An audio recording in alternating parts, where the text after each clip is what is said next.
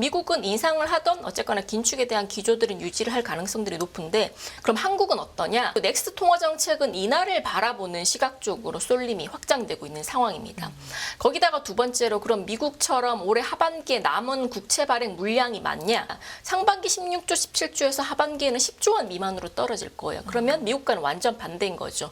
한국의 금리 디커플링은 얼마 남지 않았다라고 말씀을 좀 드리고 싶습니다. 뭐 시점은? 8월달 금통인데요. 네. 그 하느니 말했던 상저하고에 대해서 어떻게 뭐 소위 변명을 할 것인가. 중국의 경기 상황은 훨씬 더 안 좋아졌고요. 여기다가 수출 역시나 상반기 대비 오히려 더 안 좋아질 수 있다는 게 컨센서스예요. 그러면 성장률 전망치는 1.4에서 추가적으로 하향 조정될 가능성들이 굉장히 크다라는 겁니다. 최악의 케이스로는 1%를 겨우 넘어서는 수준이 될 거고요.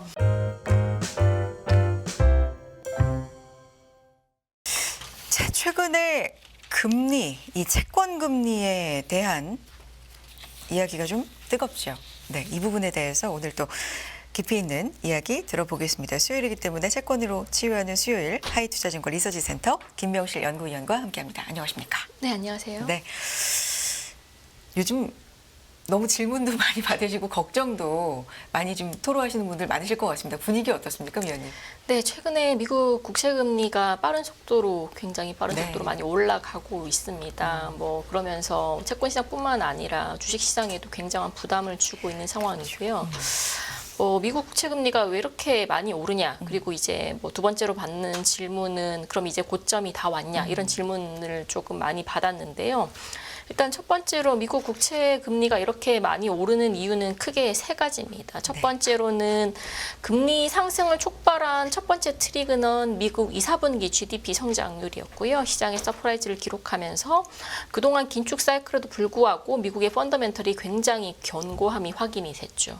두 번째로는 아시다시피 미국 재무부의 국채 발행 공급 계획이었습니다. 이게 당초 7천억 달러 정도를 예상을 했었는데 3분기 발행 계획이 8천억 달러를 넘어섰고 4분기에도 유사한 수준으로 발행될 것이라는 부담감들, 이런 부분들이 미국 국채 시장의 공급 부담으로 다가오면서 상대적으로 수요는 굉장히 부진한 가운데 공급이 늘어나다 보니까 이게 결정적으로는 금리 상승 그리고 가격 부담으로 작용을 했습니다. 마지막으로 제가 생각하기에 최근 미국 국채 금리의 상승 흐름을 보면 단기물보다는 장기물 금리의 상승폭이 훨씬 더 컸습니다. 그 이유 중 하나는 저는 세 번째 재료인 미국 신용등급 강등 이슈라고 생각을 하고 있고요.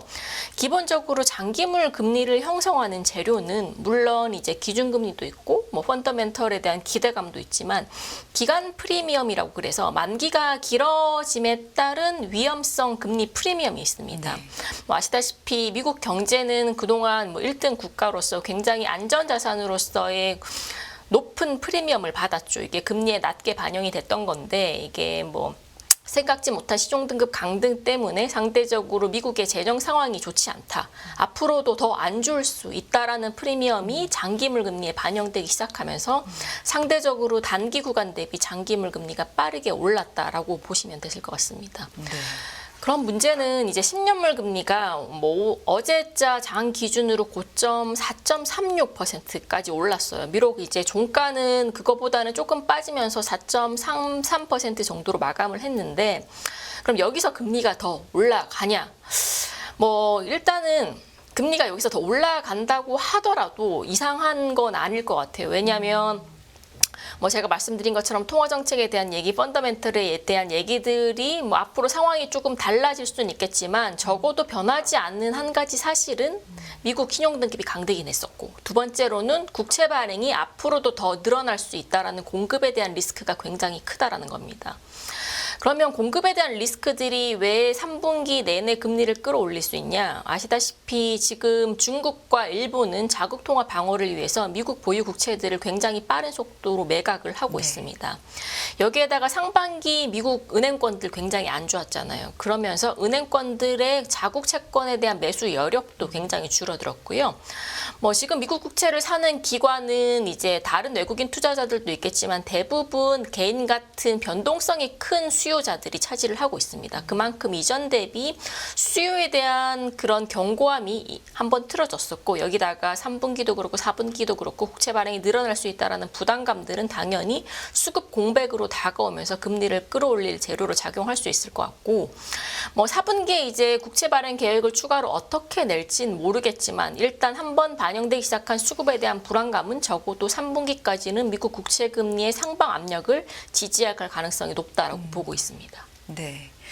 타이밍이 좀 역시 예상대로 안 흘러가는 게 시장이다라는 생각이 좀 드는데 사실 9월 금리 동결을 하고 뭐 한 번 더 남아있을지 아닐지 모르겠지만 어쨌든 금리 인상이 막바지에 와 있고 인하에 대해서 논의가 나올 거고 그래서 인하되면 돈을 벌 수 있는 채권 ETF에도 관심이 많이 쏠려 있었는데 마침 이때 국채 상승이 또 가파르게 올라가면서 지금 말씀해 주신 이런 요인들이 과연 이렇게까지 올라갈 요인으로 이렇게까지 될 요인으로 부합한가에 대해서도 또 논란이 있는 것 같습니다.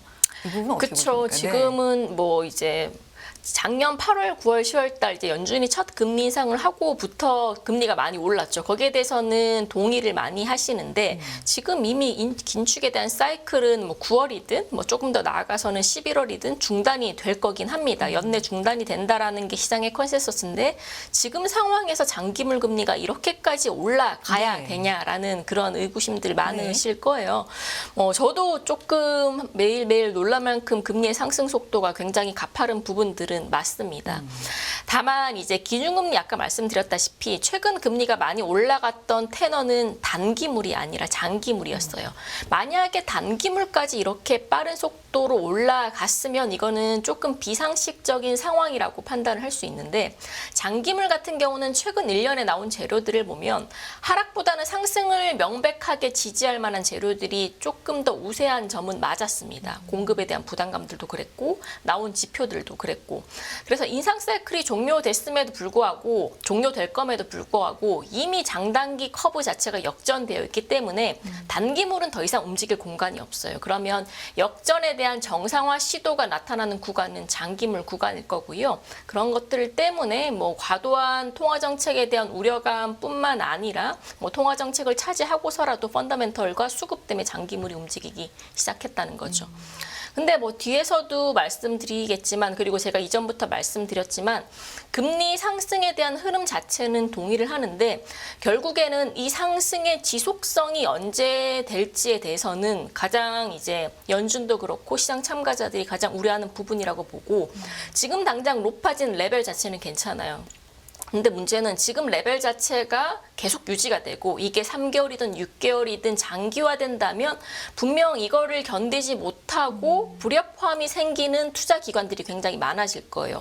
올해 상반기 때 은행이 그랬고 뭐 영국으로 따지면 연기금 투자자들이 그랬고 그래서 고금리를 견디지 못하는 투자자들이 시장에 노출되기 시작한다면 그거는 굉장한 문제가 될 수 있고 그것이 어떻게 생각하면 연준의 인하를 조금 더 빨리 앞당기게 되는 그런 트리거가 될 수 있지도 않을까라고 생각을 하고 있습니다. 네. 자, 그래서 이 보고서를 쓰신 내용을 중심으로 이제 좀 보면 금리 디커플링이 얼마 남지 않았다가 큰 제목이거든요. 한국의 국채 금리, 미국과 디커플링이 나올 수 있는 근거를 대주셨는데 이것 좀 설명 부탁드립니다. 네, 뭐 미국 금리가 이렇게 많이 올라간 건 아까 말씀드렸다시피 명백한 재료가 있었어요. 근데 국내 채권 금리도 특히 장기물 중심으로 미국의 상승 흐름을 거의 따라갔어요. 그렇죠. 최근 들어서 미국과 국내 장기물 전 테너의 상관관계를 그려보면 3년 이하의 단기물은 상관성이 다소 떨어지는데 10년 또는 30년짜리 장기랑 초장기 채권에 대한 미국 금리와의 상관관계는 거의 0.90%를 넘어가는 굉장히 높은 수준을 보여주고 있습니다. 그러면 이제 해외 금리에 연동되는 그런 트렌드 자체를 따라가는 부분들은 맞는데 과연 미국처럼 이렇게 금리가 올라갈 만한 국내적인 재료는 있었을까에 대해서는 조금 다시 생각해 볼 필요가 있는 문제고 첫 번째로는 그동안 작년 올해 상반기만 하더라도 글로벌 통화 정책에 대한 트렌드는 연준이 금리를 올리면 ECB가 금리를 올리고 네. 그리고 다른 선진국들이 금리를 올리고 여타 신흥국들이 금리를 올리고 이렇게 따라가는 패턴이었어요. 국내도 마찬가지였고. 근데 하반기 때 달라진 점이 뭐가 있냐면 연준이 금리를 올리더라도 뭐 한국 같은 경우도 마찬가지고 오히려 금리를 동결하는 국가들이 많아졌고요. 여기다가 최근 브라질도 그렇고 금리 인상 정책에서 금리 인하 정책으로 빠르게 선회하는 국가들도 등장하기 시작했다는 거죠. 네. 그래서 올해 하반기 통화 정책에 대한 구도는 미국과 비미국의 통화 정책 구도로 나눌 거고 미국은 인상을 하던 어쨌거나 긴축에 대한 기조들은 유지를 할 가능성들이 높은데 미국이 아닌 비미국 국가들의 대부분은 물론 뭐 ECB는 제외를 하고요. 대부분은 금리 동결 또는 금리 인하 정책을 고수할 가능성이 크다라는 거예요. 그럼 한국은 어떠냐? 한국은 이미 지난 연초에 금리 동결 정책으로 인상해서 동결로 선회를 했었고 네. 그리고 넥스트 통화 정책은 인하를 바라보는 시각적으로 쏠림이 확장되고 있는 상황입니다. 거기다가 두 번째로 그럼 미국처럼 올해 하반기에 남은 국채 발행 물량이 많냐?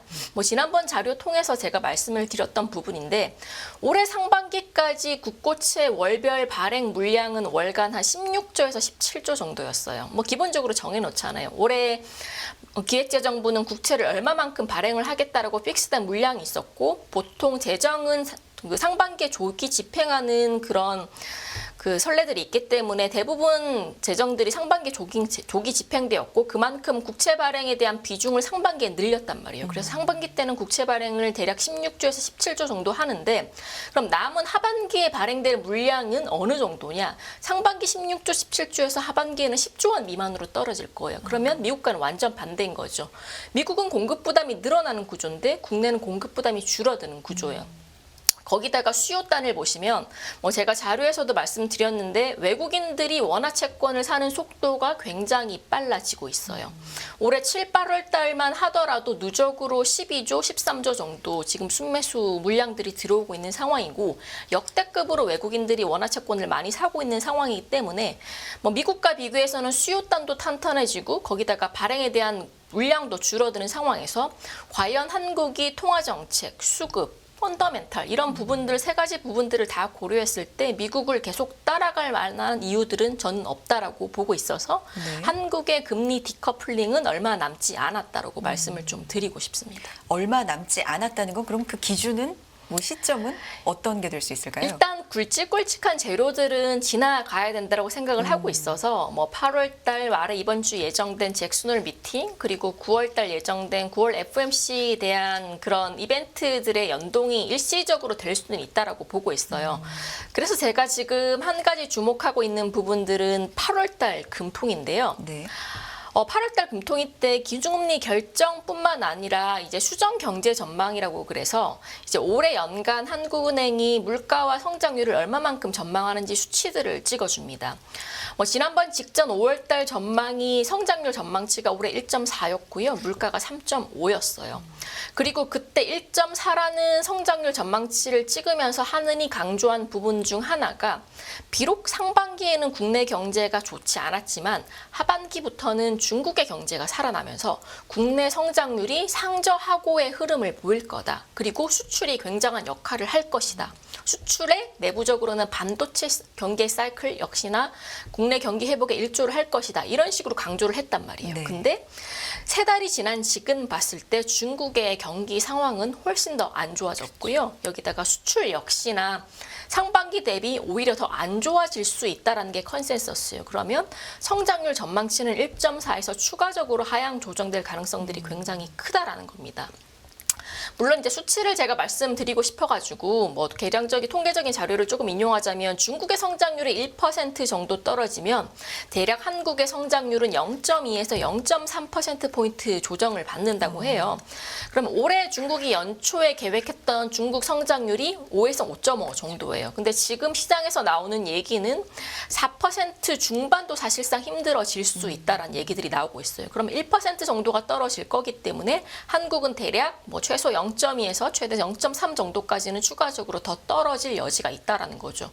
그럼 한국의 성장률은 최악의 케이스로는 1%를 겨우 넘어서는 수준이 될 거고요.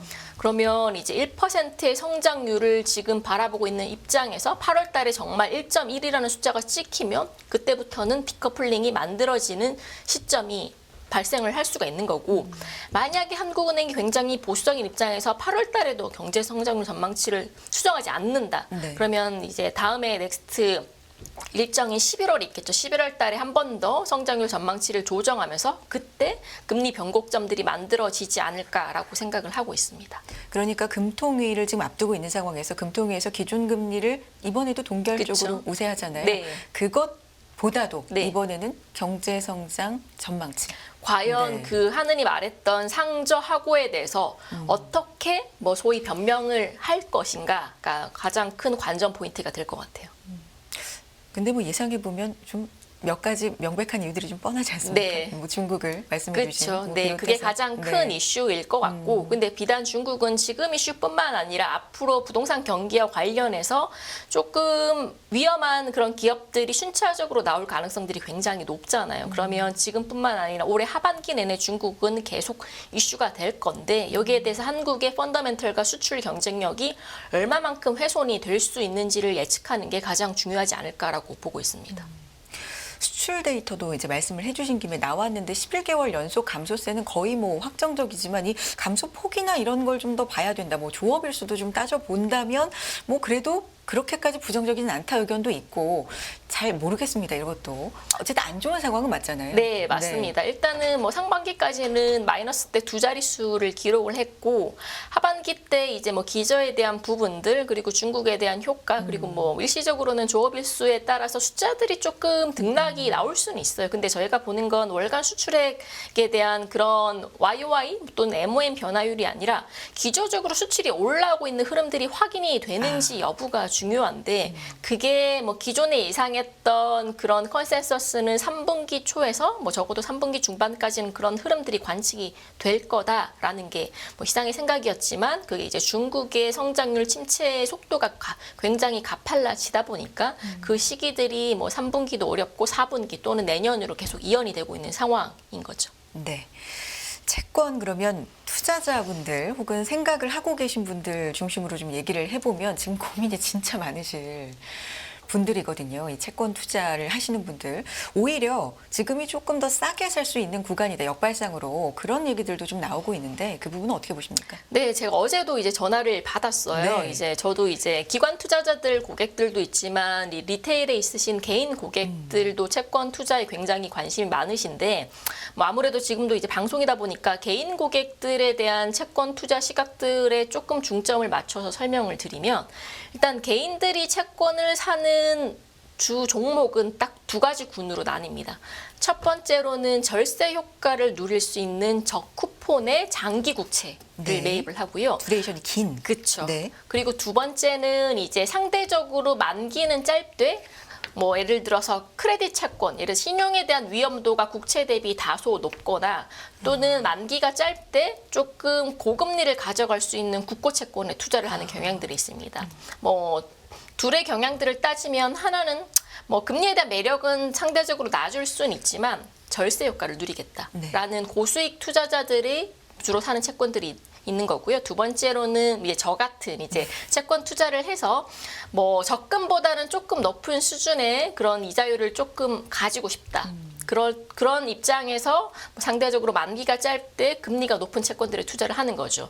그러면 만기는 짧고 금리가 낮은 높은 채권들에 대해서 투자를 했을 때 만약에 제가 5%짜리 이제 신용 채권을 하나 샀어요. 근데 지금 그 채권이 금리가 올라가다 보니까 뭐 6%, 7%까지 오르면 당연히 저의 시세 차익은 뭐 소위 말해서 손실을 본 거잖아요. 근데 1년 동안 버티시고 만기 보유를 하시면 적어도 5%라는 은행 적금보다 높은 수익률은 가져갈 수 있는 구조는 명백하게 형성돼 있던 부분은 맞아요. 물론 이제 캐리도 먹고 그리고 시세 차익도 먹으면 굉장히 좋겠죠. 뭐 하지만 지금처럼 금리 변동성이 큰 시장에서 조금 보수적으로 채권을 투자하되 그래도 금리보다는 조금 높은 수익성 있는 상품에 투자를 하고 싶다라면 저는 지금이라도 뭐 만기 1, 2년 이내에 뭐 크레딧이든 국고채든 이런 채권들에 대해서 투자를 하는 시점은 맞다라고 생각을 하고 있고 반대로 기관 투자자들처럼 트레이딩을 하는 채권 투자자라면 지금 굉장히 어려운 어려운 시장은 맞습니다. 뭐 아까 말씀드렸다시피 국내 재료는 분명히 금리가 빠질 재료가 굉장히 많음에도 불구하고 대외 금리에 연동되면서 굉장히 변동성이 높은 시장이기 때문에 굉장히 트레이딩 관점에서는 대응을 하기가 어려운 시장이라고 생각을 하고 있어가지고 뭐 3분기보다는 4분기 정도에 조금 적극적으로 듀레이션을 확대를 하시고 매수를 조금 적극적으로 하시라고 말씀을 드리는데 3분기는 조금 다소 보수적으로 운영을 조금 하시는 게 좋으실 것 같다고 반대적으로 좀 말씀을 드리고 있습니다. 네. 자, 한국과 미국의 디커플링이 멀지 않았다. 시작이 될 수 있는데 여러 가지 좀 산을 넘어야 되는데 그게 아주 단기적으로 와 있는 건 잭슨홀 미팅입니다. 많은 분들 좀 주목을 하고 계신데 이게 주목도가 사실 이렇게 높지 않아도 될 수도 있는데 네, 워낙에 좀 채권 금리도 그렇고 여러 가지 거시적인 문제들이 있다 보니까 이 관전 포인트는 이번에 어디에 둬야 되겠습니까? 뭐 이게 주목되는 이유는 그거예요. 뭐 사실 네. 잭슨홀 미팅 뭐 불과 한 3, 4년만 전만 하더라도 관심 없었어요. 근데 이게 시장에 충격을 줬던 그 계기는 작년 잭슨홀 네. 미팅이었습니다. 갑자기 파월 의장이 우리 지금부터 금리 엄청 많이 올릴 거야라고 파격적 발언을 했고 이게 금융시장에 충격을 안 줘다 줬죠. 그리고 1년이 흘러간 지금 입장에서 물론 파월 의장은 7월 FOMC랑 비슷한 의견을 고수할 가능성이 커요. 일단 경제 지표를 라이브로 보고 판단을 하되 물가 수준이 뭐 빨리 떨어질 것 같지는 않으니까 시장이 예상하는 것보다는 조금 장기간 이런 고금리를 유지할 그런 의사는 여전히 가지고 있다라는 애매모호하지만 그래도 따지고 보면 매파적인 발언을 할 가능성이 크다라고 보고 있어요. 다만 이 발언으로 인해서 작년 8월만큼 시장에 충격을 가져다 주냐? 저는 그렇지는 않다라고 보고 있고 사실상 이것보다 더 중요한 건 뭐 10월 말에서 11월 초에 나오는 4분기 재무부의 국채 발행 계획이에요. 거기서 이제 만기별 테너 조정이 이제 3분기 대비 조금 적극적으로 나오지 않는 이상은 지금 금리의 상승 흐름을 막기는 조금 어려워질 수 있고 그리고 또는 지금의 고금리가 앞으로 원래는 한 달, 2달 정도 예상을 했는데 그게 3개월이든 6개월이든 길어질 가능성들이 있다라는 거죠. 그래서 그게 이제 어떤 트리거를 만들어질 수 있다라고 보고 있는데 지금 당장 뭐 8월 이번 주 잭슨홀 미팅에서 파월 의장이 뭐 정말 파격적인 발언을 하지 않고서야 원론적 발언에 그칠 거라고 예상을 하고 있기 때문에 그렇게 시장에 주는 영향력은 저는 굉장히 낮다라고는 보고 있습니다. 그럴 발언을 할 가능성도 굉장히 낮고요. 채권 시장에서 더 중요한 건 이번 잭슨홀보다는 10월 말에서 11월인가요? 초에 있을 미국 재무부의 국채 발행 계획입니다. 이 발행 계획은 뭐 줄인다, 늘린다. 지금 시장의 예상은 어떻습니까?